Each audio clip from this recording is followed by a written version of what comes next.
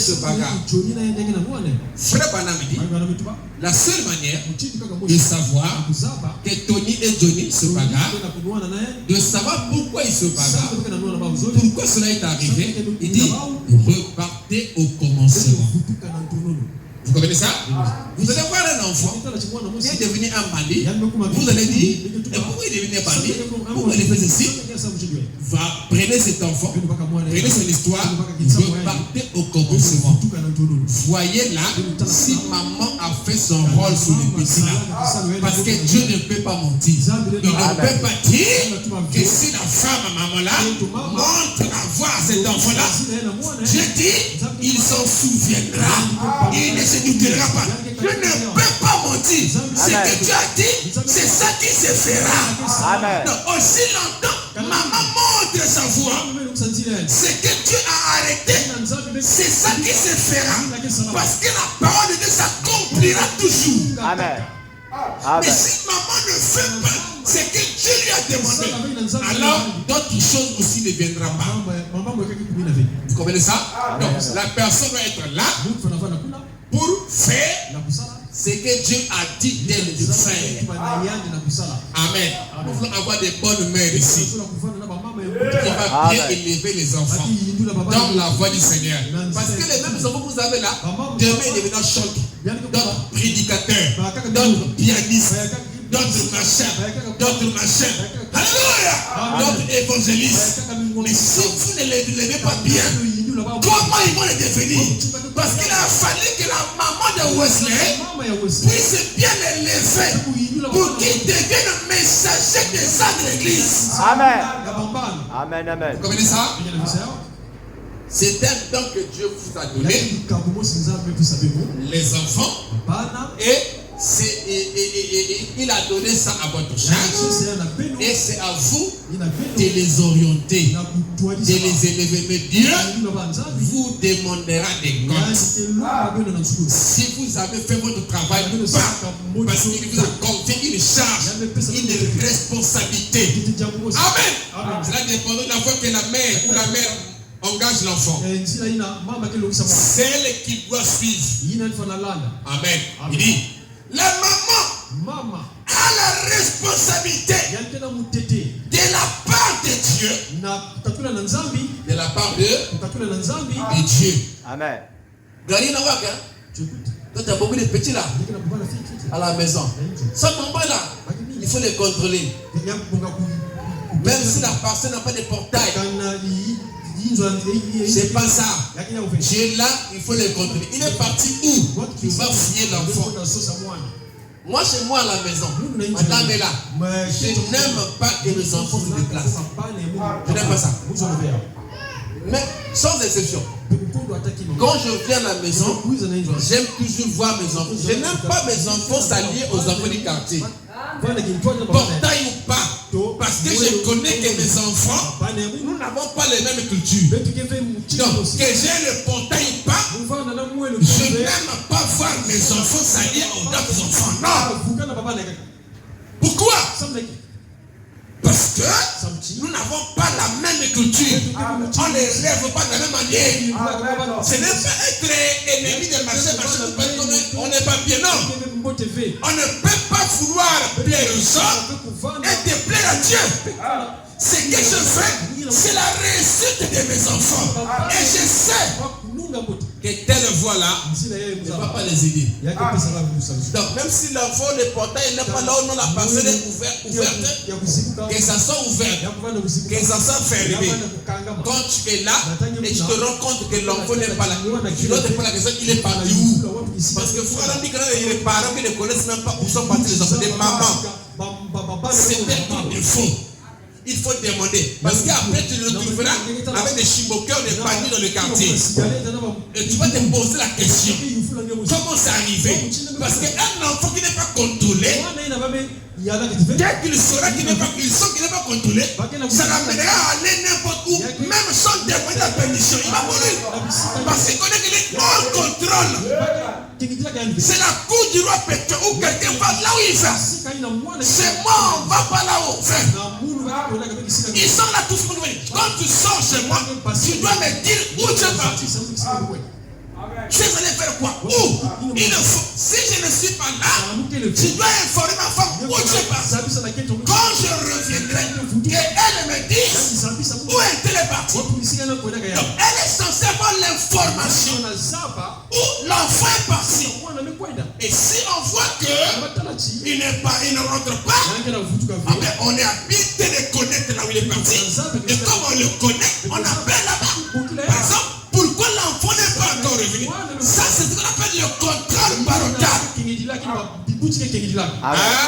Amen. Le contrôle parental. Le bien-être, le bien-vivre dans un foyer. Les principes dans une famille. Alléluia. Amen. Donc que tu es enfant, tu es sous quelqu'un. Tu n'es pas libre. Tu n'es pas indépendant. Mais tu es dépendant des parents. Amen. Amen. Amen. Il dit, voilà, la maman a la responsabilité de la part de Dieu. Donc Dieu lui a donné ça, cette charge-là. Chacun doit reconnaître. Moi, quand je prêche ici, c'est ma charge. Malheur à moi si je ne prêche pas l'évangile, parce que c'est une charge. Et vous aussi, mes mamans, vous avez votre charge. Et Abraham appelle ça le 5e évangile. Malheur à vous si vous ne prenez pas votre charge en main. D'ailleurs, je vous avais dit, la chose la plus malsaine que vous allez vivre, ou que vous devez ne pas vouloir vivre, c'est être au ciel et savoir que être des enfants n'est qu'avec toi. Parce qu'au ciel, il y aura des souvenirs. Donc, il faut que je suis au ciel, je me rends compte que mes enfants sont avec moi. Pour que je passe mon éternité librement avec mes enfants. Il ne faut pas que je amène les parties où est-elle n'est pas là-bas parvenu, non. Je vais être là avec mes enfants comme Job. Vous connaissez ça?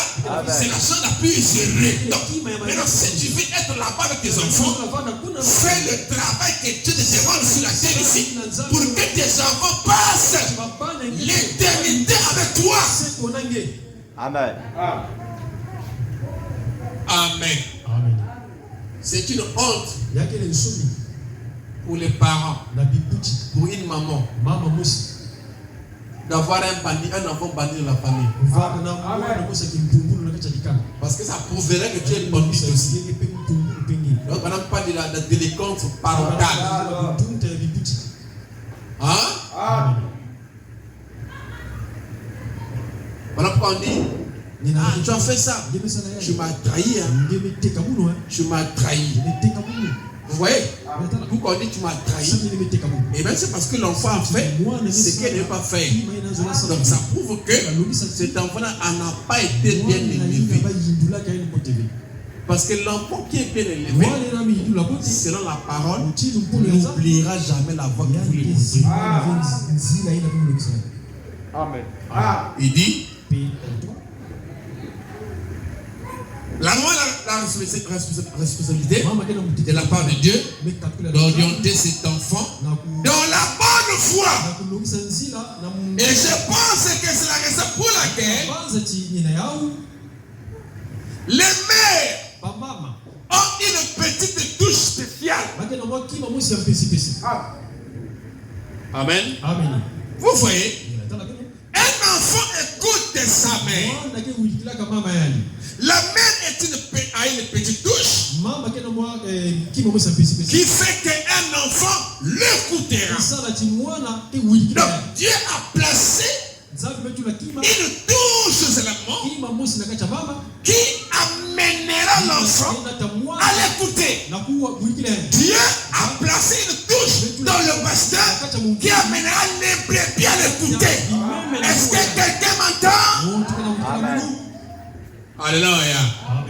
Et la mère, comme elle a cette touche-là, elle a donc la capacité, le pouvoir d'inculquer à l'enfant ce qui est bon à faire, à écouter, pour qu'elle puisse agir par conséquent. Parce qu'elle a une touche qui fera que cet enfant-là goûter. Amen. Tu profites de ce pouvoir que Dieu t'a légué, de la capacité que Dieu t'a donnée, afin d'orienter cet enfant, de l'inculquer les informations.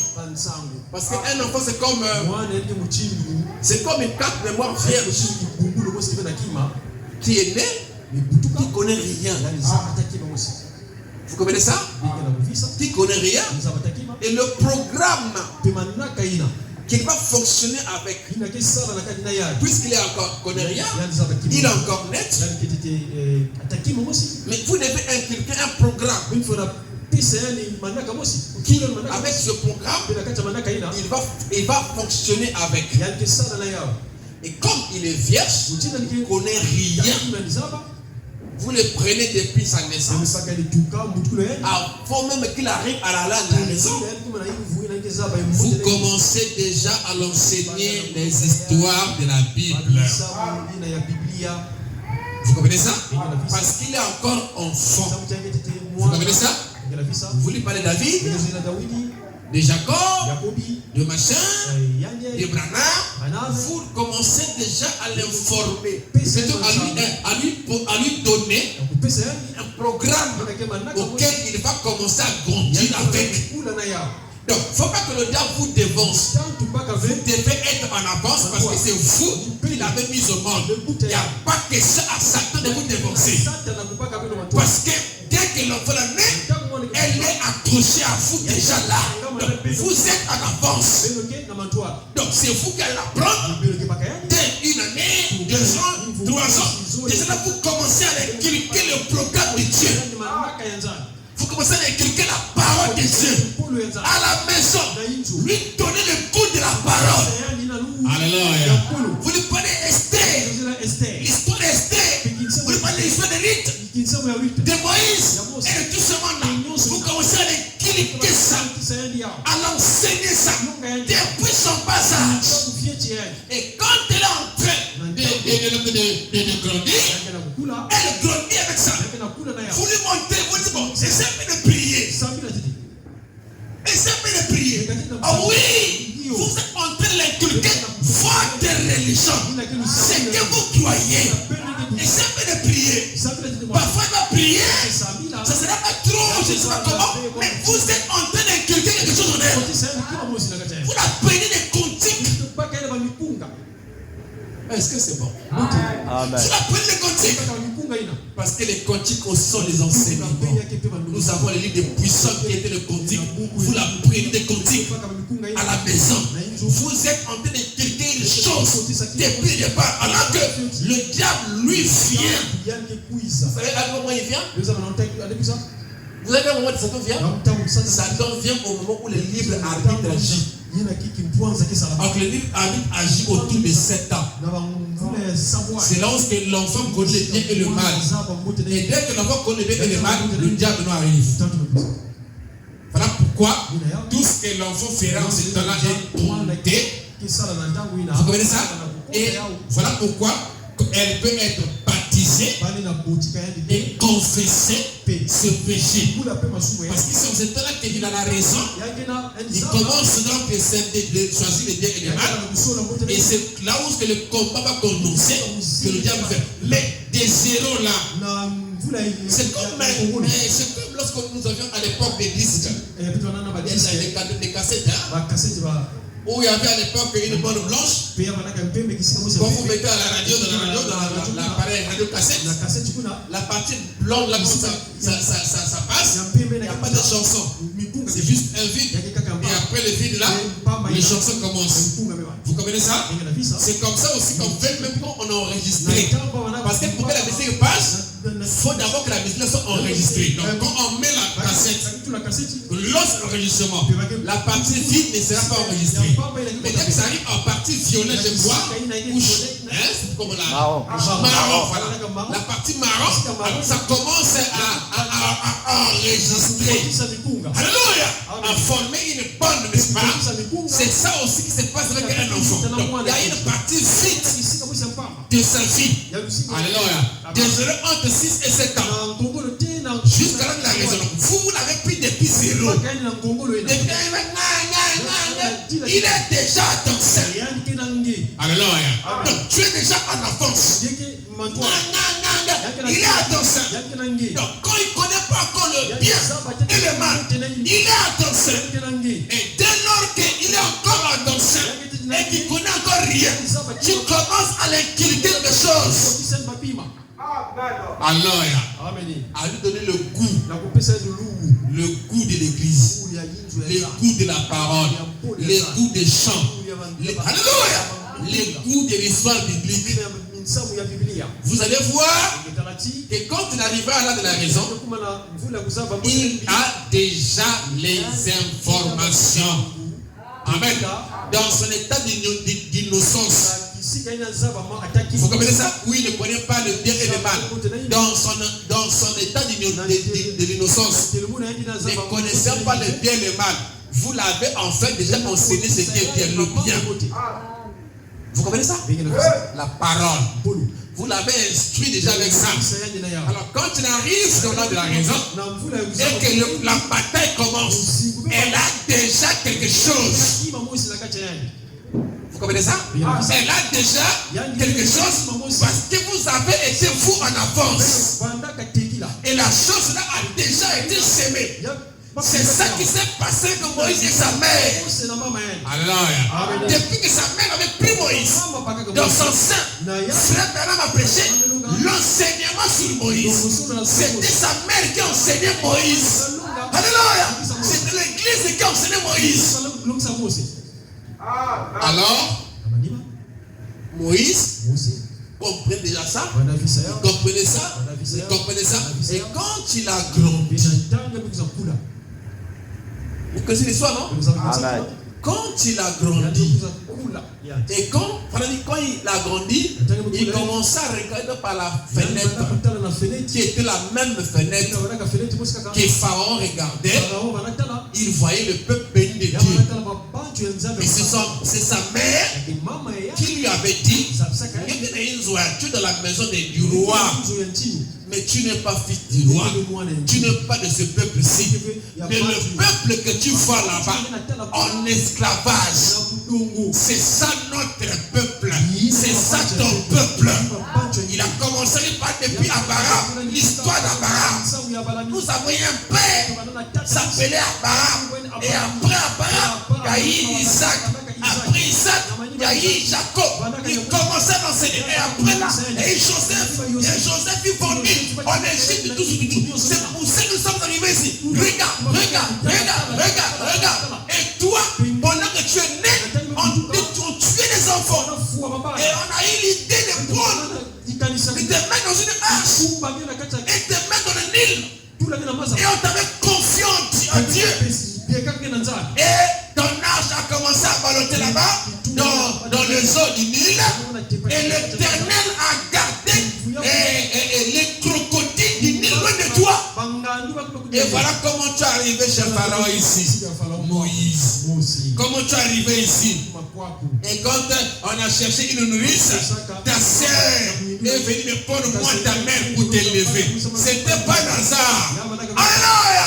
J'ai montré là que c'est la maman elle-même qui doit aussi enseigner son enfant. Que quelqu'un me dise avec la parole. Alléluia. Et quand je suis arrivé là, j'ai commencé à te téter. Mais regarde, moi c'est ta vraie-mère. Ce n'est pas celle-là. Alléluia. Et ton peuple sont là-bas. Et ça a grandi avec Moïse.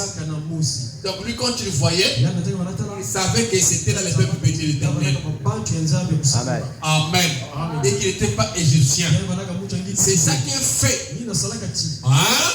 Qu'il puisse prendre part pour Israël et chercher à le délivrer avant le temps. Et qu'il a fui dans le désert. Tout ça, c'était le produit de l'enseignement de sa mère. Vous comprenez ça? Donc si sa mère n'avait pas donné ça, mais comment est-ce qu'elle avait construit l'histoire de Moïse? Donc c'est sa maman qui a fait que l'histoire de Moïse ait sa vraie sens. Parce que c'est ses enseignements qui étaient la base, qui a fait que Moïse ne prend pas pour Israël et tue un Égyptien. Vous savez quoi? Pour ne pas pour son peuple. Mais comment tu le sais que son peuple? C'est sa mère. Et voilà comment il fuit au désert. Il croit sur Dieu. Et Dieu le renvoie là-bas pour le délivrer. Tout ça vient de la base de l'enseignement du 5e évangile. Et quelqu'un puisse me dire avec ça. Cette femme avait pris sa responsabilité pour enseigner Moïse. Amen. Oh, je me sens bien. Il dit, merci. La maman a la responsabilité de la part de Dieu d'orienter cet enfant dans la bonne voie. Et je pense que c'est la raison pour laquelle les mères ont une petite touche spéciale. Vous voyez? Un enfant écoutera sa mère. La mère a une petite touche qui fait qu'un enfant l'écoutera. Lorsqu'il est blessé, il ira vers la maman pour être consolé avant d'aller vers le Père. Alléluia. Amen. Même dans la religion, c'est la même chose. Alléluia. Quand quelqu'un vient à Dieu, il vient à Dieu au travers d'abord de l'église. Parce que le baptême d'enfant dit que ça fait de vous membres de l'église. Alléluia. Et c'est au travers de ce ministère que tu parviendras jusqu'à Dieu qui n'est autre que le baptême du Saint-Esprit. Voilà pourquoi on dit que non, quand des gens venaient pour venir adorer, ils venaient d'abord au parvis, vers l'assemblée, pour entendre la parole. Mais Dieu était dans le sein de Saint. Donc il devait commencer par là, par l'assemblée, par l'église, pour arriver vers le Père qui était dans le sein de Saint. Amen, amen. Amen. C'est l'église qui vous reçoit d'abord. Hein? Vous comprenez ça? C'est l'église qui vous reçoit d'abord. Et vous acceptez le Seigneur. Et en plus, vous entrez dans le lieu, le Saint des Saints, dans le Saint-Esprit. Mais au premier abord, c'est d'abord l'église. Amen. Voilà pourquoi, quand vous êtes baptisé, vous devenez automatiquement membre d'une église. Amen. Mais quand vous êtes baptisé du Saint-Esprit, vous devenez membre du corps d'église. Donc, l'église, c'est un moyen qui vous fait parvenir vers Dieu, qui vous fait parvenir vers le ciel, qui vous fait parvenir vers votre Père. Mais c'est d'abord l'église. Un aveugle conduit un aveugle, le deux vont tomber dans une même force. Donc, c'est l'église, wow, qui vous apporte, qui vous amène vers Dieu, vers la parole, vers la vie éternelle. Et tout simplement, pourquoi frère l'ami, votre destinée éternelle dépend du choix que vous faites. Donc, pour votre église, pour votre femme, votre destinée éternelle, on dépend. Pourquoi? Parce que l'église a la charge de vous faire parvenir vers Dieu, vers le salut. Comme la maman a la charge de vous faire parvenir. Parce que madame dit aussi que la maman, c'est elle d'abord qui traite avec l'enfant. Et quand l'enfant atteint un certain âge de sagesse et tout ça, le père prend la relève. Amen. Alléluia. Donc c'est le père, la mère qui fait parvenir l'enfant vers le père. Donc elle doit donner les enseignements préliminaires, des bases. Voilà pourquoi Madame appelle ça une grande responsabilité. Parce qu'elle est à la base soit de la réussite de l'enfant, soit dans son état déchu. Parce que c'est elle qui doit montrer la voie. Le père n'a pas trop de temps. Amen. Même dans le royaume pour l'adoption, l'enfant est donné par un tuteur. Amen. Parce que le père était tellement trop occupé. Amen. Il devait donner l'enfant à un tuteur. Et dans notre cas ici, là, c'est maman qui est tuteur, qui doit élever l'enfant et l'enseigner depuis le bas âge. Parce qu'elle est ménagère, parce qu'elle reste à la maison. Vous savez qu'une femme qui travaille dans le savoir, elle a deux boulots. Si une femme trouve le travail, ça veut dire qu'automatiquement elle a deux boulots. Elle a sa première bouteille, elle a son premier travail qui est connu, donné par Dieu, qui est son plan. Alléluia. C'est être ménager. Aujourd'hui, nous prenons des femmes de ménage. C'est un travail aujourd'hui. On le paye pour faire le travail. Parce qu'on te dit que ma femme ou la femme travaille. Et comme elle n'a pas assez de temps, on prend une ménagère. Donc, en d'autres termes, elle prend la place de la femme pour faire le travail ménager, pour s'occuper des petits qui sont là. Parfois, on dit c'est eux qui partent les prendre à l'école privée. Pendant que maman au travail, ouais, et vous le payez. Pourquoi vous le payez? Parce que c'est un travail. Donc, le ménage est un travail, mais c'est un travail domestique destiné à la femme. Donc, si la femme trouve un autre boulot, elle doit le savoir qu'en réalité, elle a deux. Dès qu'elle est revenue au boulot à la maison, les enfants l'attendent aussi. Amen. Elle arrivera qu'elle prépare aussi. Oui. Parce que c'est aussi son devoir de le faire. Mais d'autres vont payer des. Et l'autre, comment on appelle ça? Des quoi? Des ménagères. Vous savez qu'il est très malsain. Il est très malsain. Qu'un monsieur dans sa maison, c'est une ménagère qui le prépare, qui ne prépare la nourriture. Et c'est une ménagère qui met sur la table. C'est très malsain et médiocre. Parce que dans le plan de Dieu, c'est l'épouse qui sert, qui fait tout pour son mari. Hein? Et vous allez voir, le mari va commencer à aimer la nourriture ménagère.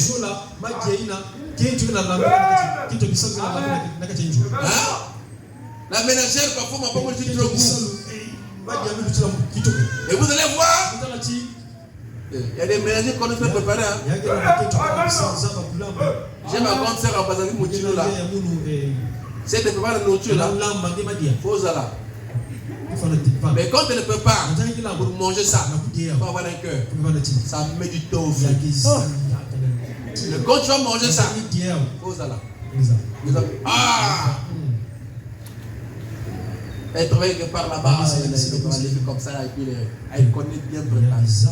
Mais pour manger ça, il faut avoir la patience. Tu n'as pas la patience pour manger comme ça. Donc elle est là. Mais c'est quelle heure là? Pas de temps. Mais quand tu vas bouffer ça, tu sauras. Bon, maintenant, nous avons tous les hommes ménagères. Donc, madame, elle ne peut pas seulement, mais pas vraiment dans le niveau élevé. Tu arrives comme ça, après tu commences à aider pour faire la nourriture ménagère. Vous comprenez ça? Et quand ça commence, ça amène encore des problèmes. Amen. Amen. C'est la femme qui doit préparer pour son mari. Et c'est pas bon. Même si vous avez des enfants chez vous, ne dites pas à vos enfants à aller se servir papa. C'est pas la parole. Ne dites pas, oh, notre maman de fait. Non, c'est maman qui doit amener, qui doit servir son mari. À moins de cas de force majeure, elle est au boulot, ou je ne sais pas, elle est en voyage. Maman est là et commande l'enfant pour aller faire la table pour papa. Ça, c'est quelle perversion. Mais où est l'épouse? Mais c'est l'épouse. La femme sera sauvée en devenant mère si elle persévère dans la foi, dans la parole. Et alléluia. elle est agréée en servant son mari. En prenant soin de sa maison. Étant dans sa vraie position. Là où Dieu, quand la femme sert son mari, elle sert Dieu. Amen. Hein? Ah oui. Mais parce que l'homme représente Christ. Le mari représente Christ. La femme représente l'Église. Frère, quand les jeunes gens appellent ici pour le mariage, il dit, cela me rappelle Christ et sa femme. Amen. Donc, c'est la femme qui sert son mari. Même dans le millénium, des milliers et des milliers le servaient. C'est ça, non? Amen. Voilà, c'est l'épouse qui sert. Qui sert son mari. Vous comprenez ça? Vous comprenez, je suis serviteur de Dieu. Voilà. Ce n'est pas les enfants qui doivent servir le mari, c'est la femme elle-même. C'est ça sa position. Amen. Vous voyez, une femme écoutera sa mère et un enfant écoutera sa mère, excusez-moi. Voilà. Lorsqu'il est blessé, il ira vers la maman pour être consolé avant d'aller vers papa. En effet, vous savez, la maman était la première à être avec l'enfant. La première. La première qui prend l'enfant, c'est la maman. Aujourd'hui, les blancs, même si c'est pas Madame Azokota, lui aussi il est là. On te regarde. Même si tu es là, quand l'enfant sortira, il ira d'abord vers le mère, avant toi. Parce que quand elle sortira, elle sortira de la colonne ombilicale. Amen. À des fois, on coupe pas ça aussitôt à des fois. On amène d'abord l'enfant ici. Après, on va couper. Donc, yo papa, on regarde les gossos. Pour accomplir la parole, pour accomplir la, quelle que soit votre méthode, c'est d'abord maman. Et maman le met l'enfant sur son cœur. Avec toutes ces saletés-là. Amen. Elle prend l'enfant, elle le met sur son cœur. Il dit, c'est la première personne. La première. La maman était la première à être avec l'enfant. Il y a un don que Dieu donne à une mère pour être comme ça. Je vais dire une véritable mère. Bien. Je crois que les mères sont honorables et pieuses. Amen. Les mamans sont honorables et pieuses. Amen. Proverbe 29, verset 7, 15, comme on avait la fois dernière. La verge de la correction donne la sagesse. Mais l'enfant livré à lui-même fait honte à sa mère. La verge, Proverbe 29, verset 15. La verge de la correction donne la sagesse. Mais l'enfant livré à lui-même fait honte à sa mère. Donc l'enfant ne doit pas être livré à lui-même, mais l'enfant doit être élevé. Vous comprenez ça? Et élever l'enfant, c'est l'orienter dans l'enfant qui doit suivre. Donc l'enfant est appelé à être élevé par quelqu'un, par sa mère. Mais il ne doit pas se débrouiller lui-même.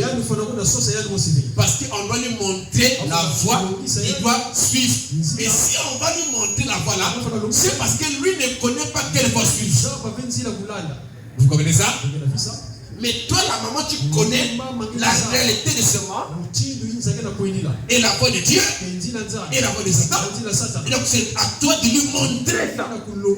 Et ce que tu lui montreras, la voix que tu lui montreras, c'est celle qu'il suivra. Non, il gira lui-même. Il gira lui-même. Prêcher le 12, 54. Il gira lui-même. Prêcher le 12, 54. Paragraphe 125, il dit, mais ce monde est le monde de la femme. Ce monde est le monde de la femme. C'est elle qui dirige tout. Pas vous les ménagers. ménagers qui sont ici. Pas vous les ménagers. Donc, frère, quand il prêche là, pour lui, toutes les femmes de Madame Tabernacle, c'était des ménagers. Pas pour lui. Pour Dieu, toute femme est ménagère. Il dit pas vous les ménagers. Et quand il dit pas vous les ménagers, parce que vous n'êtes pas pervertis. Vous êtes à votre place originelle. Mais par contre, les femmes qui prennent la place des hommes aujourd'hui dans le monde, où on parle de l'émancipation de la femme, ce sont des femmes perverses qui ne sont pas dans leur position. Mais il dit pas vous les ménagers. Parce que vous, votre place est la cuisine. Dites-moi maintenant. C'est fort, mais c'est la vérité.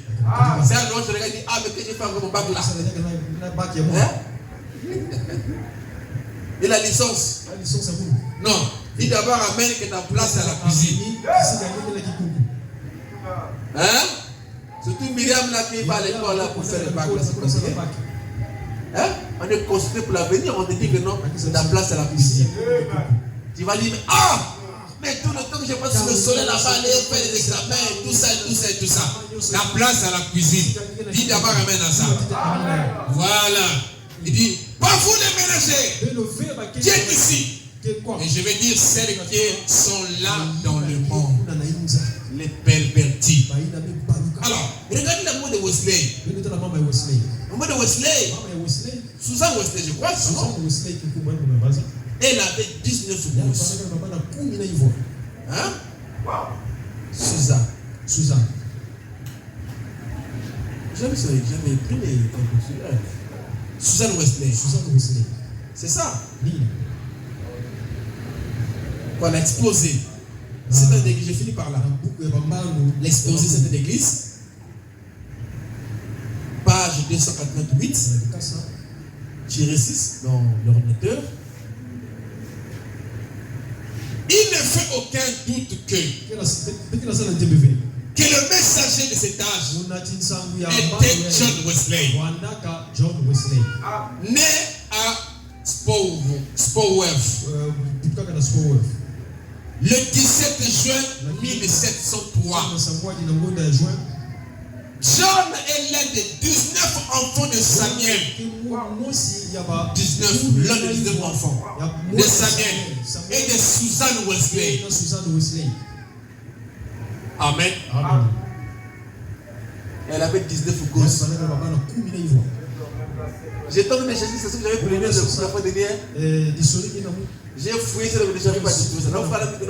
C'est une gloire ou un honneur pour une femme, pour une mère de pomper les enfants.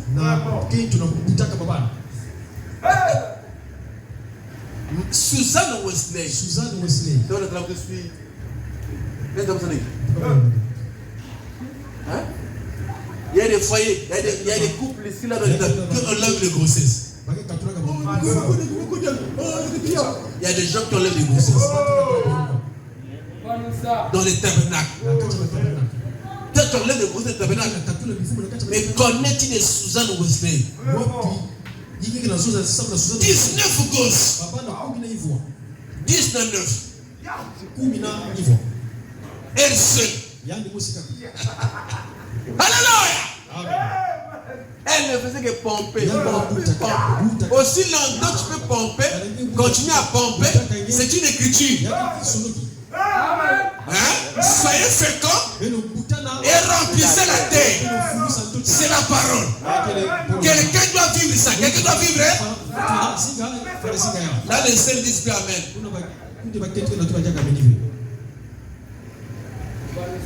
Montrez-moi où le péché de pomper les enfants. Hein? Où est le péché de pomper les enfants? Tu peux pomper des enfants. Faut pas critiquer. Oh non, il tâche pas. Il n'y a pas de problème. Pompe des enfants. Aussi longtemps, tes moyens te permettent aussi de le faire. Il prend soin d'eux en fait. Vous comprenez ça? Les papas de Wesley, c'est tellement que ses enfants mangeaient. Pomper les enfants. Amen. Frère, maintenant, ils étaient combien? Combien ils étaient forts, Banama? Je crois que c'était 10, non? Il y avait 8 frères. Une seule femme. Ils étaient 9 ou 10. Voilà. Mais on a pompé les enfants. Depuis là, les 16 ans. Pomper les enfants. Si la grosse rentre, c'est pas un problème. On parle à part. Il n'y a pas une grosse qui rentre au hasard. Si la grosse rentre, c'est que Dieu a voulu que ça rentre. N'enlève pas ça. Pompe encore. Hein? Si vous ne voulez pas pomper là, faites comme les chiens. Les chiens vont avec la chaîne. Avec la chaîne, comptez au moment où la chaîne est féconde. Hein? Lui, il ne va pas par plaisir. Il va quand la chaîne est féconde. Là, vous n'avez pas de problème. C'est-à-dire que toi, tu attends seulement. Quand tu vas avoir un enfant, tu vas avec ta femme. Hein? Mais si tu vas comme ça, tu vas comme ça. Même si tu fais des calculs là, un jour ça va tomber. Oh, mais moi, tel jour, non, mais comment c'est rentré? C'est rentré, ça reste là. Alléluia. Hein?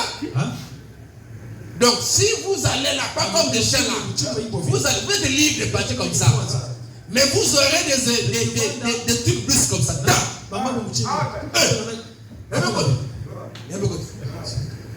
Tu penses. Est-ce que c'est bon? Est-ce que c'est bon? Et si Dieu a permis que ça rentre là, il donnera les moyens pour penser les enfants là. Tout est prédestiné. Les germes qui est rentré là après une course, Dieu a voulu que les germes là parviennent pour produire l'enfant là. J'enlève ça, tu es maudit. Tu as tué une vie. Parce que Dieu a voulu que lui rentre. Tu peux aussi aller avec une femme à la période où elle est féconde. Avec une féconde période, on a eu des cas comme ça. Oh oui, ça veut aussi dire que Dieu n'a pas voulu que ça rentre. Mais si Dieu veut que ça rentre, et que c'est rentré là, laisse à l'intérieur. N'enlève pas ça. Parce que la sémence a fait une course. Et Dieu a veillé pour que les tétans là rentrent, ça produit l'enfant. N'empêche pas ça. Et tu as été prudent ou prudent, mais c'est rentré. Point barre. Hein? N'allez pas enlever les grossesses. Dans ma maison, il n'y aura pas de stérile. Il n'y aura que des femmes qui vont pomper les enfants. C'est pas ça. Il n'y aura pas de femmes qui avortent. Qui a? Voilà. C'est ça la maison de Dieu. C'est ça la parole. Amen. Il dit, John était l'un des 19 enfants de Samuel et de Suzanne Wesley. 19. Hein?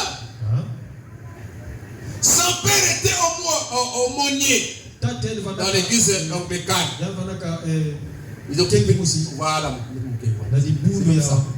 C'est même ça. Amen. Mais la tournée d'esprit religieux de John Wesley vient certainement beaucoup plus de la vie exemplaire de sa mère que de la théologie de son père. La vie de John Wesley était influencée par la vie de sa mère. Maman, quand vous êtes sérieuse dans les choses de Dieu, les enfants le savent. Les enfants le voient. Ils savent que maman est sérieuse. quand vous êtes aussi distraite dans votre maison, les enfants se le savent que maman n'est pas spirituelle. Et ne t'attends pas de faire des hommes spirituels, des femmes spirituelles, parce que frère Branham a prêché l'influence d'un homme. John Wesley était influencé par sa mère. Et cette maman-là a pu garder 19 gosses dans la parole. 19. Comment elle faisait? C'était pas avec les muscles. Mais elle savait comment aborder les spirituels dans la vie de ses enfants. Parce que ce n'est pas elle qui garde les enfants. Pour qui les garder? C'est la parole qui devait garder ses enfants, n'est-ce pas? Alléluia. Et la parole, c'est celle qui est vivante. C'est celle qui est manifestée. Donc, elle-même, la maman, était l'exemple de la parole qu'elle prenait à ses enfants comme étant vivante et sur elle. Et cette parole-là, que les enfants voyaient, parce que les enfants voyaient la parole, elles écoutaient la parole, elles voyaient la parole. Donc, maman parle, ils écoutent. Quand ils voient maman, ils voient aussi la parole. Donc, dans le foyer avec la parole. Et elle a pu garder 19 gosses dans la parole. Mais toi, avec les... Oh non, je ne vais pas te mettre au monde. Dieu donne seulement 4 ou 5. Tu n'arrives même pas à regarder la parole. C'est un problème, ça. Amen. Il faut faire le nécessaire. Il faut faire ce que tu as dit de faire pour essayer de garder votre enfant dans la parole. Et que la parole garde l'enfant. Que le Seigneur vous bénisse et vous comble. Shalom à tous.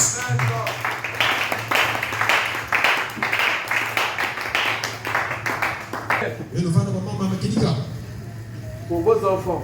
C'est alors qu'on aura une très bonne église. Parce que quand vos enfants ne sont pas sérieux, ça deviendrait de l'ascar de demain. C'est ça qui fera que parfois dans les églises, vous allez voir, les gens se font des concubinages à l'intérieur. Donc entre les enfants des frères et tout ça, il faut les concubinages de l'église. Parce que les enfants n'ont pas été bien élevés. Ils vivent comme des païens, bien qu'on vienne à l'église. Mais si les mamans ont pris leur charge, les responsabilités, on aura une bonne église. Amen. Et nous serons un bon peuple. Il ne manquera pas de quoi, mais au moins, comme au Banat Tabernacle. Si vous voulez chercher les erreurs au Banat Tabernacle, vous verrez. Vous comprenez ça? Mais c'était une église intègre. Et un jour, ils sont allés manger ils partaient manger dans un restaurant. On a appelé frère Adam, dit que non, on ne pas des gens qui viennent manger nous ici. Des brebis là. Ah, il s'est dit, c'était moi qui ont fait un gaffe là-bas. Quand frère Adam arrive, en fait, de tout le monde qui a mangé ici. Et ils sont différents. Le frère Adam dit que au Banat Tabernacle, si vous voulez chercher les erreurs, vous verrez. Mais la qualité des membres de Banat Tabernacle était vraiment des frères. On dépit de leurs erreurs. C'est comme on dépit des erreurs. Frère Banat était un véritable chrétien. On dépit des erreurs. Paul était un véritable chrétien. On dépit des erreurs. Abraham était un véritable chrétien.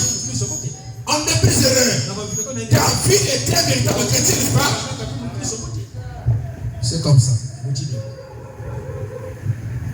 Le nom de Jésus est si doux, le Dieu des enfants, Jésus au Jésus suprême sang, sois adoré, oh Jésus, béni soit son nom, Jésus au Jésus au suprême sang, sois adoré pour tout. Oh, et si parfois je suis compris, si dans le monde je suis tombé, ton nom puissant m'a révélé le Seigneur de Jésus. Oh Jésus, béni soit ton nom. Jésus au sois adoré pour tout, oh Jésus, béni Jésus, oh.